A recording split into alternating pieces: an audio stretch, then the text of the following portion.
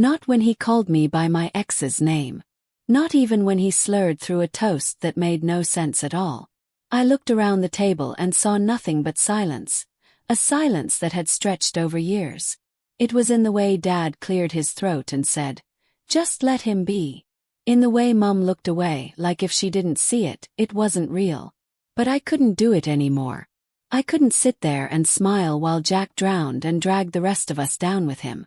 So I spoke. "I think Jack has a drinking problem," I said right there in front of everyone. You could have heard a pin drop. My sister-in-law looked like she'd been slapped. My mum put her fork down slowly. And Jack just stared at me with bloodshot eyes, confusion quickly turning to betrayal. "What the hell are you doing?" he said, voice cold. "I'm telling the truth," I replied, barely above a whisper. But inside I was screaming. Not because I hated him. Because I loved him too much to keep lying for him. Because I thought maybe, just maybe, they'd finally see it. "I didn't do it to ruin him," I whispered to myself that night, curled up in bed with my heart in pieces. "I did it to save him." But the look in Jack's eyes. It said he'd never forgive me. And that was the moment everything changed. Jack used to be my favorite person in the world. When we were kids, he was the kind of older brother every girl dreams about. Funny, fearless, good at everything. He made the world feel safer just by being in it. He'd pull me onto the back of his bike and shout, "Hold on!" like we were flying, not pedaling down cracked sidewalks. He once punched a boy in the jaw for calling me names in 5th grade. The school called it aggressive. Called it love. He was the golden child, everyone knew it. Mum said he had natural charm. Dad said he was going places. Teachers adored him. He got away with everything. Missed homework, broken curfews, coming home with a black eye from a party he never admitted attending. But I didn't mind. Back then it felt like we were a team. He'd sneak me chocolate bars and let me sit on the floor of his room while he played guitar or scribbled in a sketchbook. He told me secrets no one else knew. I thought it meant I was special to him. Looking back, maybe I was. Maybe that's why it hurt so much to watch him fade. It started in high school, small things. A beer here, a flask there. He was still Jack. Funny, charming, magnetic. But there was a new edge to him. Sometimes he'd get quiet, then suddenly explode over nothing. His mood swung like a door off its hinges. I remember once walking into his room and finding him passed out, reeking of vodka, with a cut on his forehead. He told me he slipped in the shower. I lied to Mum and said the same. That was the first of many lies. College made it worse. He drank more, showed up less. I'd get calls from his friends when he disappeared after parties. I'd talk to him on the phone, trying to sound like the older one. "Jack, you need to slow down." He'd just laugh and say, "Relax. Everyone drinks." Our parents never pushed him. "Boys will be boys," Mum would say, rinsing wine glasses in the sink. Dad just shook his head and muttered, "He'll grow out of it." They didn't want to see it, so they didn't. And I kept covering for him. When he crashed his car freshman year, I was the one who told them he'd swerved to avoid a deer. When he missed Mum's birthday because he was hungover, I said he had the flu. Every time he stumbled, I cleaned it up. Every time he lied, I backed him. Because I remembered the boy who stood up for me. Who told me I was smart and funny when no one else did. Who once sat in the rain with me for an hour when I was heartbroken and 15. I thought that protecting him meant loving him. I thought loyalty meant silence. But secrets have weight. And the more I carried his, the more I felt like I was slowly drowning. I didn't know back then that telling the truth would make me the villain. I just knew I couldn't keep lying for my hero. Not when he'd become someone else entirely. I think the first time I realized Jack might not come back, the version of him I used to know, I was 21 and he was 24. He'd dropped out of college by then. No announcement, no plan. Just a text one afternoon that said, "Didn't work out. I'll figure something else out." He came home like nothing had happened, tossed his duffel bag on the floor, and cracked open a beer. Our parents didn't ask questions. They just made up excuses for him. He needs time to find himself. College isn't for everyone. He's just stressed. But I could see it, the slow unraveling. The way his hands trembled in the morning. The way he'd disappear for days and come back smelling like smoke and regret. He cycled through jobs like socks. Fired from a bar for showing up drunk. Let go from a car dealership after yelling at a customer. Once, he was delivering food and totaled the company scooter. Said someone cut him off. I found the breathalyzer notice stuffed in the glove compartment. His relationships didn't last either. Girls came and went, all of them eventually walking away with the same look. Tired, hollowed out, scared to say what they really saw. One ex called me in tears, begging me to talk to him. He's not just drinking. He's getting mean. I did try to talk to him. Over and over again. Jack, you've got to slow down. This isn't you. He laughed. You're so dramatic. You're drinking too much. I'm fine. You just don't know how to relax. You nearly hit someone last week. It was nothing. You're blowing this out of proportion. Every time the same pattern. He'd deny, deflect, then turn it around on me. You've always been jealous, haven't you? Just because I'm not boring like you. You think you're better than me now, little Miss Perfect. The worst part. I started believing him. I'd lie awake at night replaying the conversations. Maybe I was overreacting. Maybe it wasn't that bad. Maybe I was the problem for not understanding. Guilt stuck to me like a second skin. I still remembered the big brother who helped me with math homework and whispered jokes to calm my anxiety. How could I turn on him now? Who was I to judge? But then the accident started. Small things at first. Scratches on the car, missed shifts, shouting at Mum during dinner for overcooking chicken. Then worse. One night, he punched a hole through the drywall because Dad asked him to turn the music down.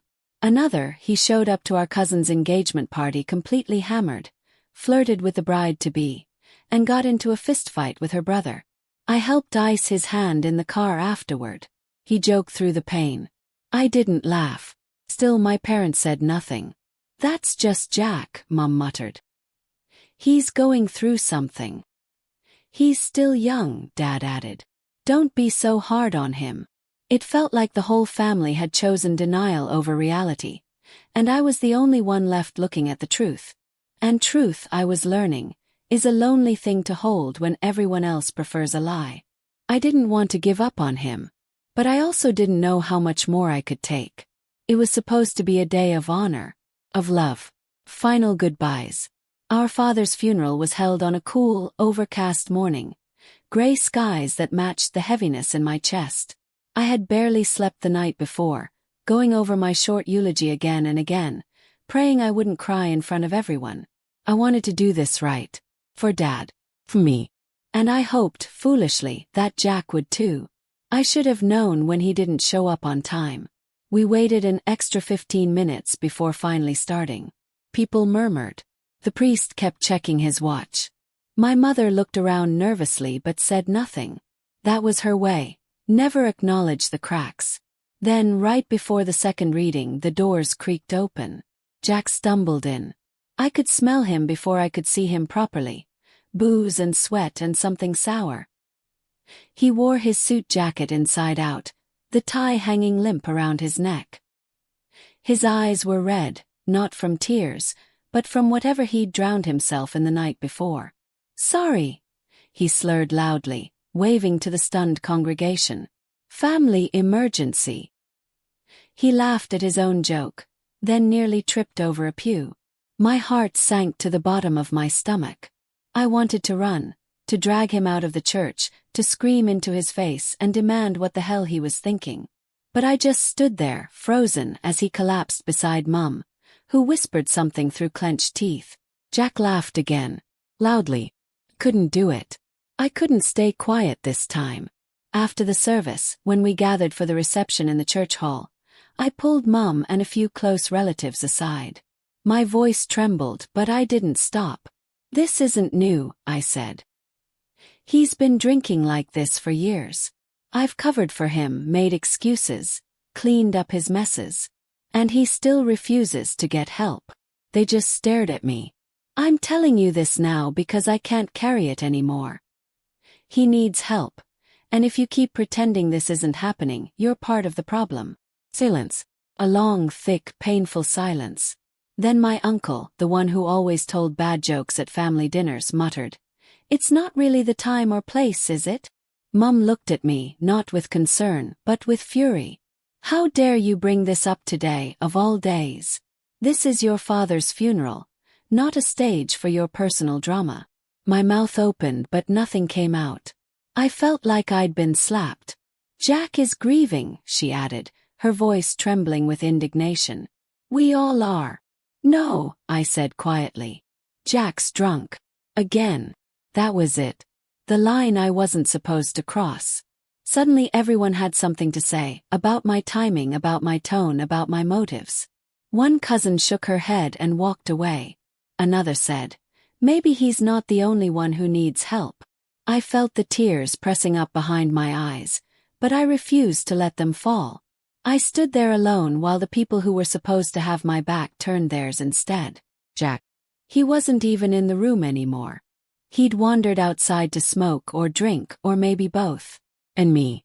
I slipped out the back, found the empty coat room, and sat down on a wooden bench meant for wet umbrellas and forgotten scarves.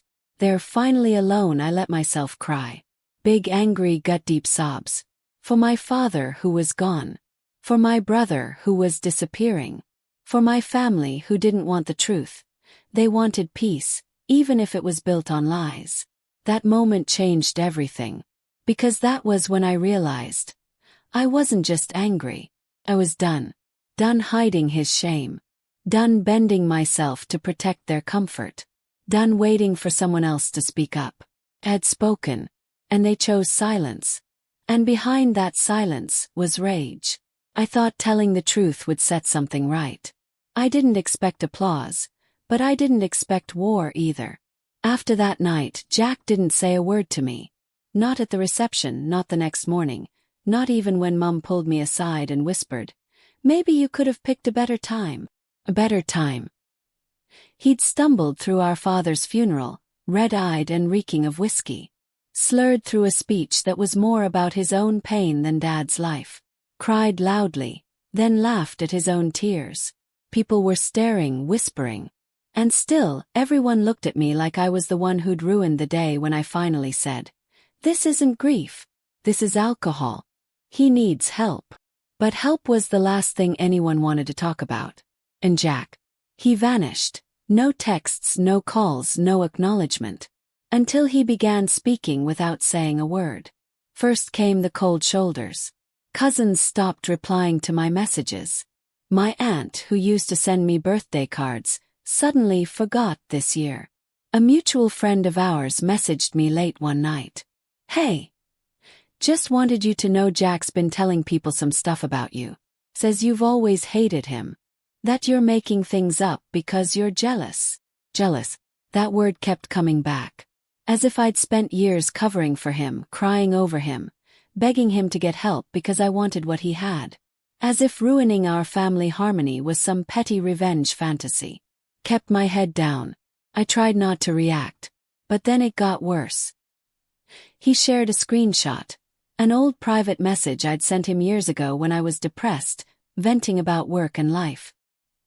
He posted it in a group chat with extended family, captioned, "Who's really unstable here?" I found out when my uncle forwarded me the screenshot, with a terse note. "I think you two need to stay away from each other." I stared at my phone, trembling. That message was never meant for anyone else. It was written in trust. And now it was a weapon. Then came the job interview. A position I'd dreamed of. Communications director for a small nonprofit. The interview went well. They loved my energy. I left the office smiling. The next day I got an email. "We've decided to move forward with another candidate." That's all it said. Later, through a former colleague, I learned an anonymous email had been sent to the director before my interview. It accused me of emotional instability and harassment of a family member.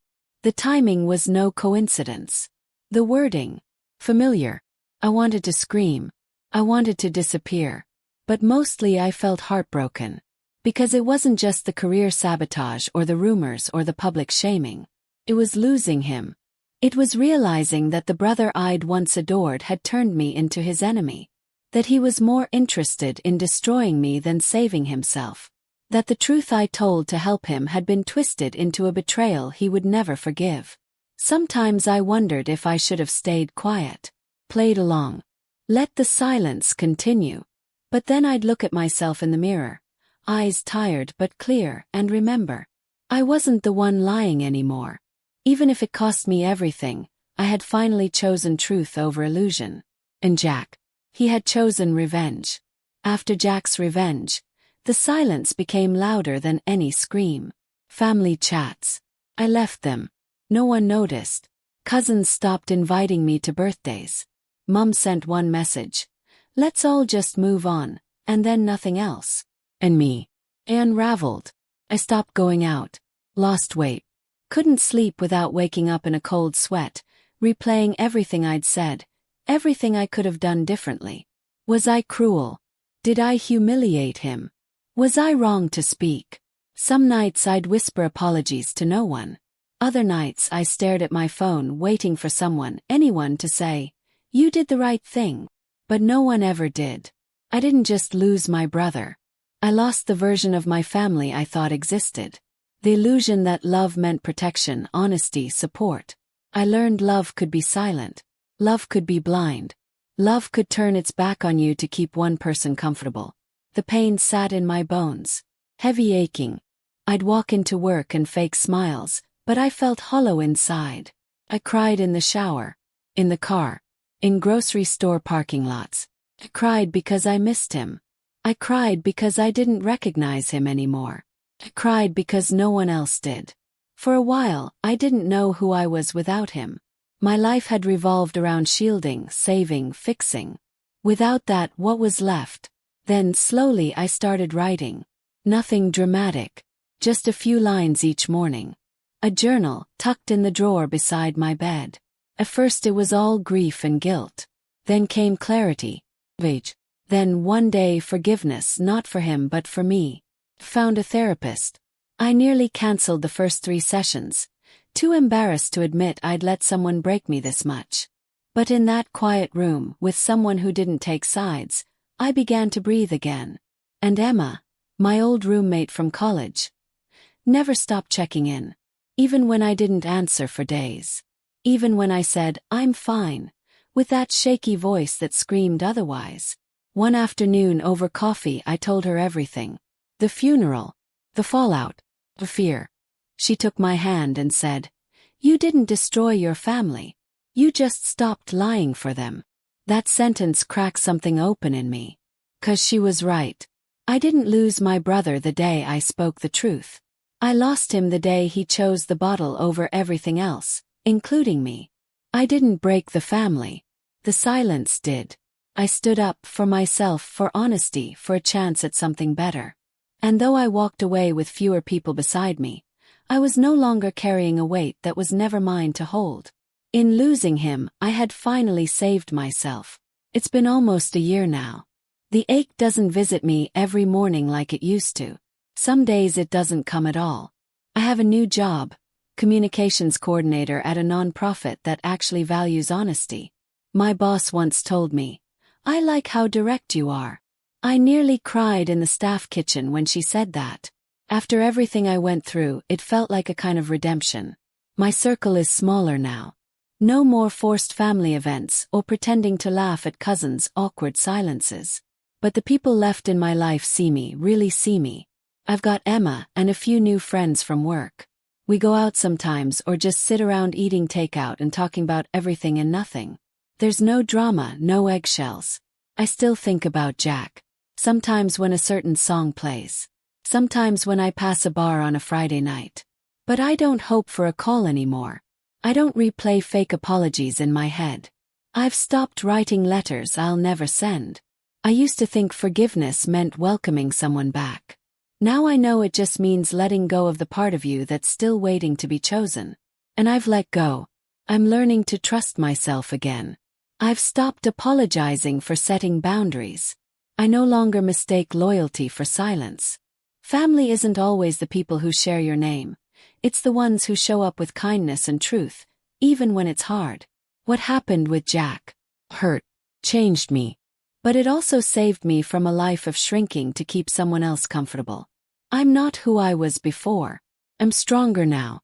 Quieter maybe, but more grounded. More at peace. And peace, I've realized, is worth more than family approval. So no, I don't wait for his call. And if it ever comes, I'll answer with grace. But I won't go back. Not to silence. Not to shame. Not to who I had to be to keep the illusion alive. I've built something better. I've built myself. People like to say, the truth will set you free. But they never mention what it costs on the way there. For me, it cost family dinners, holiday invitations, birthday texts. It cost the brother I once looked up to. And the illusion that love always protects. Truth didn't make me free, it made me strong. It forced me to sit in the wreckage of what I thought I had. And build something real from the rubble. Made me lonely, yes. But it also made me honest, with myself most of all. I've had to let go of the version of Jack I once loved. The one who protected me when we were little. Who could make me laugh even when I wanted to cry. That version existed, and I'll always hold space for him. But I've also made peace with this. I cannot lose someone who's already chosen to walk away. I did not break this family. I stopped bleeding for it. I don't regret speaking out. I regret waiting so long to do it. Because the silence didn't protect him. It only enabled the fall. And it nearly took me down with it. Now, when I look in the mirror, I see a woman who told the truth, even when it hurt. Especially when it hurt. And if I had to choose again, I'd still choose the truth.